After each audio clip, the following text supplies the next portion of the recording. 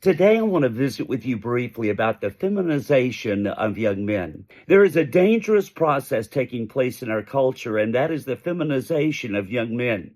There is much talk and even confusion about the meaning of true masculinity. For many years, there has been a concerted effort in our culture to feminize men. Whether social media or media in general, men have been made to feel unnecessary, dumb, and not having a clue about life, relationships, or being a husband or dad.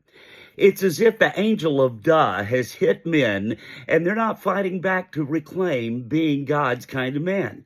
Men have effectively been castrated by this culture and taught not to speak up, not to take a stand, and not to rock the boat by daring to represent God's truth in an anti-Christian culture. Masculinity has been associated with toxicity and abusiveness. Passivity among men, especially Christian men, must no longer be okay. One reason we see this taking place is due to the father being absent either literally or emotionally.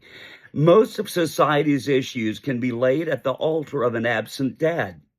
Healthy masculinity is not being passed down from one generation to the other. Many sources cite a figure of 85% of men in prisons come from fatherless homes. In an article entitled "Society Has Killed the Father Figure," not literally, of course, but in the sense that in most families, the presence of a masculine, strong, and wise father is absent. In 1 Corinthians 16, 13, and 14, we are given a blueprint for a strong, godly man, and it defines what we're suggesting. Be on guard, stand firm in the faith, be courageous, be strong, and do everything in love. This pictures a masculine male who displays God's love in all he does. The perfect example of a true man, the consummate example of masculinity, is Jesus Christ. Here is a man who blessed children, but also overturned the tables in the temple of people who were abusing God's house.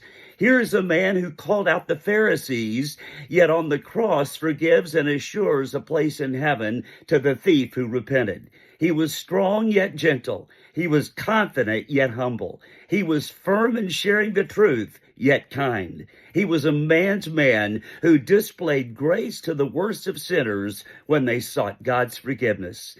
It's time to be a man passionately pursuing godly masculinity.